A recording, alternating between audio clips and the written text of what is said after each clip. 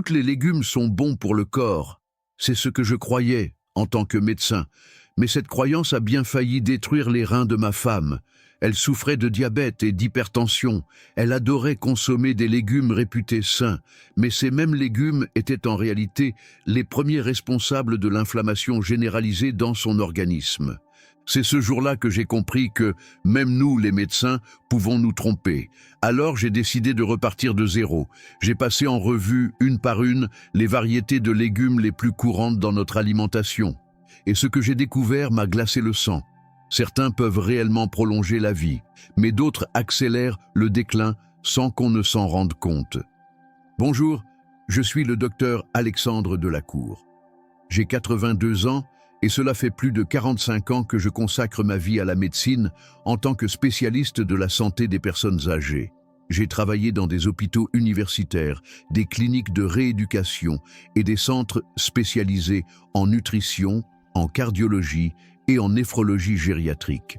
Et si je vous parle aujourd'hui avec le cœur ouvert, c'est parce que je sais ce que c'est que de voir un être cher décliner à cause de quelque chose qu'on croyait inoffensif. Pendant des années, des centaines de patients m'ont posé la même question. « Docteur, quels légumes sont vraiment bons pour moi et lesquels devrais-je éviter ?» Aujourd'hui, je vais y répondre comme je ne l'ai jamais fait auparavant. Pas seulement à travers des études, mais à travers des cas concrets et surtout à travers ce que j'ai appris en accompagnant des milliers de personnes comme vous. Tout a commencé il y a plus de 10 ans, par un appel de l'hôpital. Ma femme venait d'être hospitalisée pour une montée brutale de glycémie et quand j'ai consulté ses analyses, je suis resté sans voix. Pendant des années, elle avait suivi un régime strict à base de légumes réputés sains. Et pourtant, son taux de sucre était hors de contrôle, ses reins enflammés, et tout son organisme en état d'alerte. Je ne comprenais pas. Comment ce qui semblait si bénéfique pouvait lui faire autant de mal? Je suis rentré chez moi, troublé mais déterminé. Je devais comprendre ce qui clochait. Ce que j'ai découvert a changé ma vie pour toujours. Il existe des légumes qui, après 60 ans, non seulement perdent leur effet bénéfique, mais deviennent un véritable risque pour la santé. Et d'autres qui, consommés avec régularité, peuvent redonner de l'énergie, améliorer la mémoire, soutenir la digestion et même faire baisser la tension artérielle. Alors, restez bien jusqu'à la fin, car je vais vous révéler les 4 légumes les plus bénéfiques après 60 ans, et les 3 que vous devez éviter, même s'ils paraissent inoffensifs. Et je ne vais pas me contenter de vous les citer. Je vais vous expliquer pourquoi, comment les préparer correctement et comment chacun peut transformer sa santé avec de simples ajustements dans son assiette. Commençons par l'essentiel. Les légumes que vous devriez avoir sur votre table, non pas une fois par semaine, mais chaque jour si possible. Le premier d'entre eux est le chou rouge, aussi appelé chou pourpre. Ce légume aux couleurs éclatantes n'est pas seulement esthétique. Sa teinte violette foncée indique la présence d'un des antioxydants naturels les plus puissants, les anthocyanes. Ces composés contribuent à réduire l'inflammation chronique, à protéger les cellules du vieillissement et à renforcer le système digestif et cardiovasculaire. Et si vous avez plus de 60 ans, laissez-moi vous dire ceci. Contrôler l'inflammation est l'une des clés pour vivre en forme jusqu'à 80 ou 90 ans. Car beaucoup de maladies liées à l'âge, Alzheimer, hypertension, arthrose, trouvent leur origine dans une inflammation silencieuse qui s'installe au fil des ans. Le chou rouge est aussi une excellente source de fibres. Il nourrit votre flore intestinale, améliore le transit et facilite l'élimination des toxines. L'idéal est de le consommer cru pour préserver ses propriétés antioxydantes. Vous pouvez le râper finement et l'associer à de la carotte, de la pomme verte ou du concombre. Un filet de vinaigre de cidre et quelques gouttes d'huile d'olive rehaussent le goût tout en facilitant l'absorption des nutriments. Attention toutefois à ne pas trop le cuire. Les anthocyanes sont sensibles à la chaleur. Si vous le faites bouillir ou revenir trop longtemps, vous perdez l'essentiel de ses bienfaits. Si vous ne le digérez pas cru, vous pouvez le faire sauter brièvement ou le blanchir. Le secret, c'est de conserver ce petit croquant qui témoigne que les nutriments sont encore vivants. Et un détail important, si vous souffrez d'hypothyroïdie, évitez d'en consommer cru tous les jours. Dans ce cas, préférez-le cuit ou alterné avec d'autres légumes riches en fibres. L'équilibre, toujours, sera la meilleure des stratégies. Le chou rouge peut améliorer la digestion, réduire l'inflammation et vous donner une sensation de légèreté. Mais maintenant, j'aimerais vous parler d'un autre légume, non seulement bénéfique pour les intestins, mais aussi extraordinaire pour réguler le sucre dans le sang, protéger le cœur et le cerveau. Je parle ici du brocoli. Ce légume devrait être un incontournable dans l'alimentation des personnes de plus de 60 ans. Pas uniquement parce qu'il est peu calorique ou facile à préparer, mais parce qu'il contient l'un des composés naturels les plus puissants contre l'inflammation, le sulforaphane. Le sulforaphane est un composé capable de neutraliser l'inflammation au niveau cellulaire, d'améliorer la sensibilité à l'insuline et de stabiliser les taux de sucre dans le sang. Cela en fait un allié essentiel pour les personnes atteintes de prédiabète ou de diabète de type 2, mais aussi pour toute personne âgée souhaitant prévenir ces troubles. Des études ont également démontré que ce composé exerce un effet protecteur sur le cœur et le cerveau, et qu'il possède même des propriétés anticancéreuses. Et ce n'est pas tout. Le brocoli est également riche en vitamine K et en acide folique, deux nutriments clés pour préserver les fonctions cognitives et renforcer la santé des os. Mais attention, pour conserver tous ces bienfaits, le mode de cuisson est crucial. Le brocoli ne doit jamais être bouilli longtemps. Une cuisson à la vapeur de 3 à 5 minutes est idéale, ou bien une cuisson rapide à la poêle avec un peu d'ail et d'huile d'olive. Savez-vous que l'ail renforce l'action du sulforaphane? C'est exact. L'ail contient de l'allicine, une molécule qui décuple les effets antioxydants du brocoli. Associez-les et votre organisme vous remerciera. Vous pouvez aussi ajouter un filet de jus de citron, quelques graines de sésame ou des noix concassées. L'essentiel est de préserver la texture croquante et la couleur verte intense, signe que les nutriments sont encore actifs. Et surtout, ne jetez pas la tige du brocoli, elle contient aussi des fibres et du sulforaphane. Il suffit de l'éplucher légèrement et de la découper en fines rondelles. Vous pouvez même la râper crue dans une salade ou la mixer dans un smoothie vert. Le brocoli est un trésor de la nature. Il régule la glycémie, protège votre cœur et stimule votre esprit. La troisième légume que je recommande sans hésiter est la betterave. Longtemps reléguée au rôle de simple racine pour les salades, elle est aujourd'hui reconnue pour ses multiples vertus. Chez les personnes de plus de 60 ans, la betterave peut faire toute la différence entre une mauvaise circulation et une vitalité retrouvée. Pourquoi ? Parce qu'elle agit comme un puissant vasodilatateur naturel. Grâce à sa richesse en nitrates, le corps transforme ces substances en oxyde nitrique, une molécule qui dilate et assouplit les vaisseaux sanguins. Résultat, une meilleure circulation, une baisse naturelle de la tension artérielle et un cœur qui travaille avec plus de facilité. Mais ce n'est pas tout. La betterave améliore également la circulation cérébrale, ce qui se traduit par une meilleure concentration, une mémoire plus vive et moins de fatigue mentale. Elle contient aussi de la bétanine, un pigment aux puissantes propriétés antioxydantes qui ralentit le vieillissement cellulaire, une priorité après 60 ans. Je me souviens particulièrement du cas de Madame Thérèse Lemoine, une patiente de 75 ans qui se sentait épuisée. Elle me disait « Docteur, l'après-midi, je suis vidée. Je n'ai plus de force. J'oublie tout.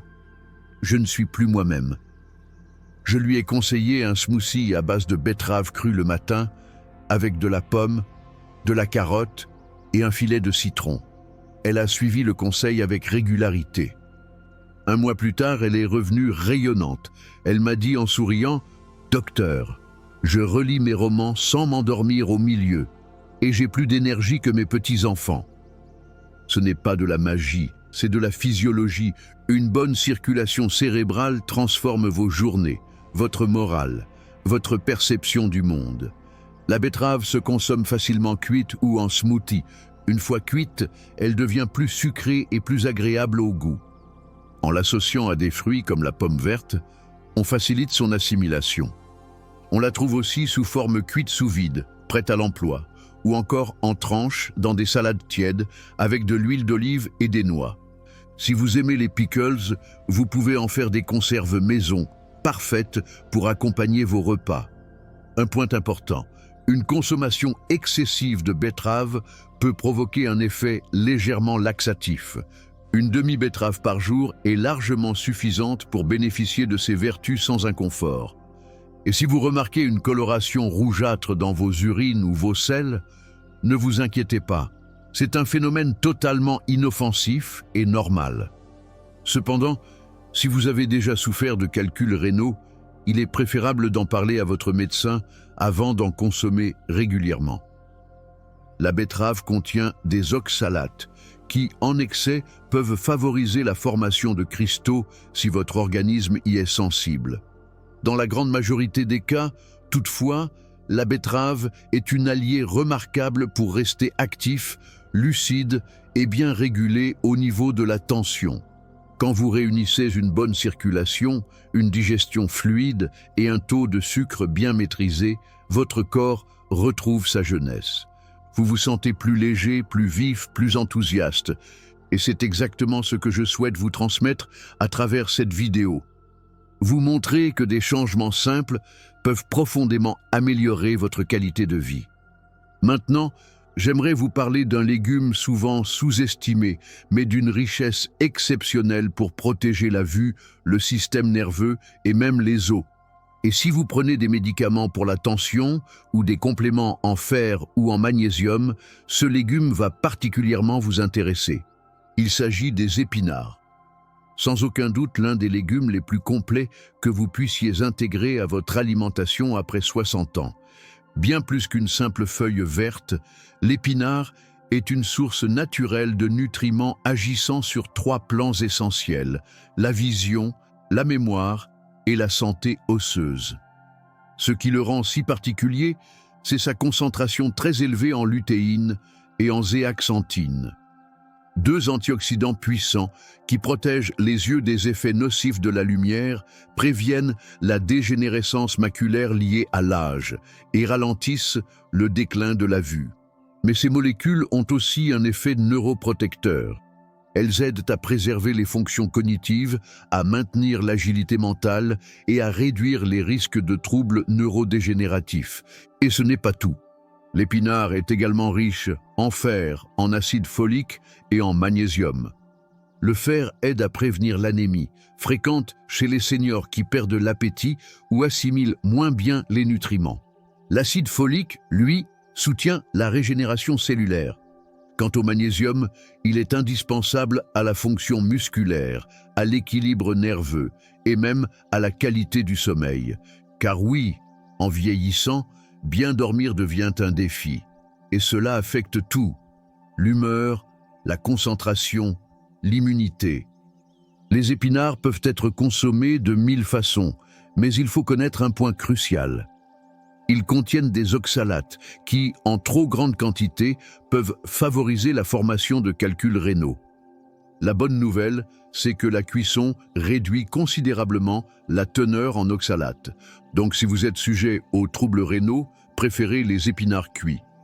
Un simple sauté avec de l'huile d'olive ou quelques gouttes d'huile de sésame permet non seulement de préserver leurs nutriments, mais aussi de mieux absorber les vitamines liposolubles qu'ils contiennent.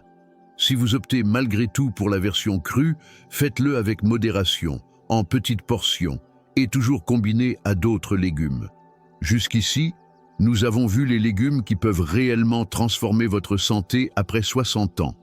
Le chou rouge pour l'inflammation et la digestion, le brocoli pour la glycémie et la protection cardio-cérébrale, la betterave pour la circulation et l'énergie mentale, et l'épinard pour la vue, le système nerveux et la densité osseuse. Mais je ne serais pas totalement honnête avec vous si je ne vous mettais pas aussi en garde. Car il existe certains légumes qui, bien que réputés sains, peuvent nuire à votre santé si vous ne faites pas attention. Certains augmentent fortement la glycémie, d'autres font grimper la tension, et d'autres encore peuvent déclencher des inflammations ou des douleurs articulaires insidieuses. Et c'est précisément ce que je veux vous expliquer maintenant, parce que tout ce qui est vert n'est pas forcément bon, et tout ce qui est naturel n'est pas nécessairement inoffensif. Vous est-il déjà arrivé de manger quelque chose en pensant que c'était bon pour vous, pour ensuite vous sentir ballonné, lourd ou fatigué? Il est fort possible que certains de ces légumes en soient la cause, et vous les avez peut-être dans votre assiette plus souvent que vous ne l'imaginez. Commençons par l'un des plus courants et des plus trompeurs, le maïs. Pour de nombreuses personnes, le maïs est associé à l'enfance, à la cuisine de famille, aux souvenirs d'été, et je le comprends. Une épi grillée, une soupe de maïs, cela semble si réconfortant. Mais une fois la soixantaine passée, il faut regarder le maïs avec un autre regard. Le problème principal n'est ni son goût, ni sa texture. C'est son impact direct sur la glycémie. Le maïs possède un index glycémique très élevé. Cela signifie qu'en le consommant, votre taux de sucre grimpe rapidement, forçant votre organisme à produire beaucoup d'insuline en réponse. Et si vous souffrez déjà d'une résistance à l'insuline, d'un prédiabète ou que vous avez du mal à réguler votre sucre, cet effet peut être désastreux à long terme. Pire encore, une consommation régulière de maïs augmente le risque de développer un diabète de type 2, surtout s'il est combiné à d'autres glucides raffinés ou à des produits transformés, maïs en boîte sucrée, céréales industrielles ou pop-corn au micro-ondes. Je pense à M. Ernest Moreau, 66 ans, qui luttait depuis des années contre un prédiabète tenace. Il m'avait confié qu'il ne mangeait ni bonbons, ni soda, ni pain blanc. Mais il y avait une chose dont il ne pouvait se passer, le maïs. Il en mangeait chaque jour, en soupe, en accompagnement ou sous forme de galettes de maïs épaisses. En analysant ensemble ses habitudes alimentaires, je lui ai expliqué que son métabolisme ne gérait plus le maïs comme avant. Je lui ai conseillé de le remplacer, en alternance, par du riz complet, du chou-fleur ou du brocoli. 3 mois plus tard, ses taux de glycémie avaient baissé de façon spectaculaire.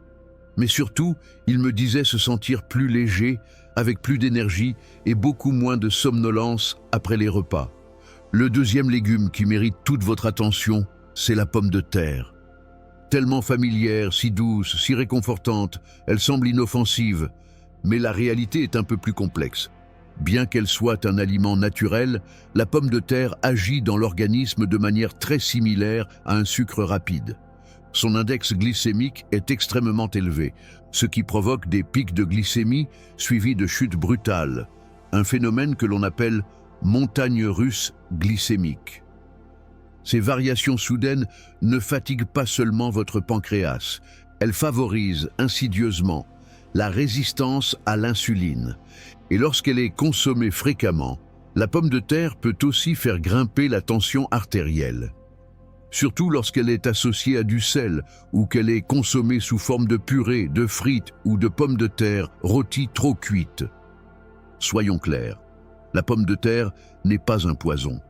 Mais dans certains organismes, à certaines étapes de la vie, elle peut devenir un facteur silencieux d'inflammation, d'hypertension et de déséquilibre hormonal.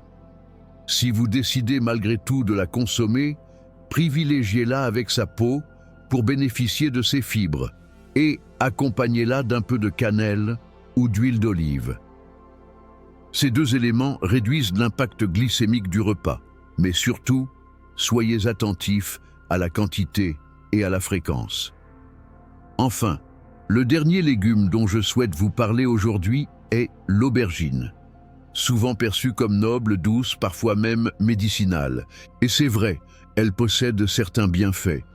Mais elle contient aussi des alcaloïdes, des substances naturelles qui, chez certaines personnes, peuvent provoquer des troubles digestifs, des douleurs articulaires ou une sensation de fatigue générale. C'est particulièrement le cas chez les personnes souffrant d'arthrite, de fibromyalgie ou d'hypersensibilité nerveuse. Dans ces situations, l'aubergine peut au contraire augmenter l'inflammation au lieu de la réduire. Elle contient aussi des oxalates qui, consommés en excès, peuvent surcharger les reins ou favoriser l'apparition de calculs. Je me souviens bien de Madame Élise Duchamp, une femme de 68 ans atteinte de polyarthrite rhumatoïde. Elle me disait qu'après chaque plat contenant de l'aubergine, elle se réveillait le lendemain avec les doigts gonflés, les genoux douloureux et une sensation de lourdeur dans tout le corps. Au départ, elle ne faisait pas le lien. Mais après avoir tenu un journal alimentaire, les choses sont devenues claires. Elle a réduit sa consommation d'aubergines, l'a remplacée par de la courgette ou des poivrons grillés, et ses douleurs se sont nettement atténuées. Si vous aimez l'aubergine et que vous ne souffrez d'aucune pathologie inflammatoire, vous pouvez bien sûr continuer à en manger. Mais prenez quelques précautions. L'idéal est de la peler, de la faire tremper dans de l'eau salée pendant une trentaine de minutes, cela réduit sa teneur en alcaloïdes. Et de bien la cuire, à la vapeur ou à la poêle, mais surtout pas en friture. Et surtout, écoutez votre corps. S'il vous envoie des signaux après avoir mangé un aliment, prêtez attention. Car à cet âge de la vie, apprendre à s'écouter est peut-être le pas le plus important vers une santé stable, paisible et durable. Ce qui fait du bien à l'un peut nuire à l'autre. Et cette capacité à adapter notre alimentation avec discernement, c'est l'un des plus grands signes de sagesse. Maintenant que vous connaissez les légumes qui guérissent et ceux qui peuvent nuire, souvenez-vous de ceci. Après 60 ans, chaque repas n'est plus un simple acte quotidien. C'est une décision, une opportunité, et parfois une forme de médecine silencieuse. Il ne s'agit pas de vivre dans la peur, ni dans l'obsession.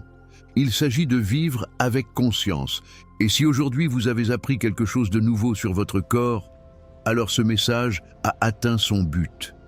Et puisque nous arrivons à la fin de ce voyage, j'aimerais vous proposer une dernière réflexion. Nous croyons souvent que pour améliorer notre santé, il faut faire de grands sacrifices, suivre des traitements complexes ou adopter des routines rigides. Mais en réalité, ce sont les petits changements qui transforment la vie. Remplacer un légume par un autre, cuisiner avec plus d'attention, écouter son corps après chaque repas. Cela, aussi simple que cela puisse paraître, peut vous offrir des années de qualité. Évitez des maladies évitables et surtout vous redonner de l'énergie, de la clarté, de la mémoire et l'envie de vivre. Ce n'est pas une invitation à vivre dans la restriction, c'est une invitation à vivre avec pouvoir, avec connaissance, avec gratitude. Car à cet âge, lorsque le temps a déjà laissé ses marques sur le corps, mais pas sur l'esprit, ce que nous mangeons devient une déclaration silencieuse de combien nous chérissons ce qu'il nous reste à vivre. Alors, je vous pose la question, quel légume allez-vous choisir pour votre prochain repas? Quel aliment allez-vous accueillir avec reconnaissance? Et lequel allez-vous laisser derrière vous? Non parce qu'il est interdit, mais parce que vous savez désormais que votre santé mérite mieux. Si ce message vous a été utile, partagez-le avec quelqu'un qui en a besoin. Parfois, une conversation simple mais sincère peut changer une vie entière. Et si cette vie, aujourd'hui, c'est la vôtre, alors je suis honoré d'y avoir contribué. Merci du fond du cœur de m'avoir accompagné jusqu'au bout. Mais si vous souhaitez aller plus loin et agir concrètement dès aujourd'hui, je vous invite à découvrir une méthode simple, validée par la science, pour réduire votre tension artérielle naturellement, parfois dès les premiers jours. Il suffit de cliquer sur le lien dans la description de cette vidéo. Vous y trouverez une présentation complète avec tous les détails pour commencer sans médicaments ni régimes extrêmes. Cette méthode ne se contente pas d'agir sur la pression. Elle aide aussi à réguler la glycémie, à relancer le métabolisme et même à rééquilibrer le cholestérol. Des milliers de personnes l'utilisent déjà en France avec des résultats durables. Et peut-être que, pour vous aussi, ce sera un nouveau départ. Et à très bientôt dans une prochaine vidéo.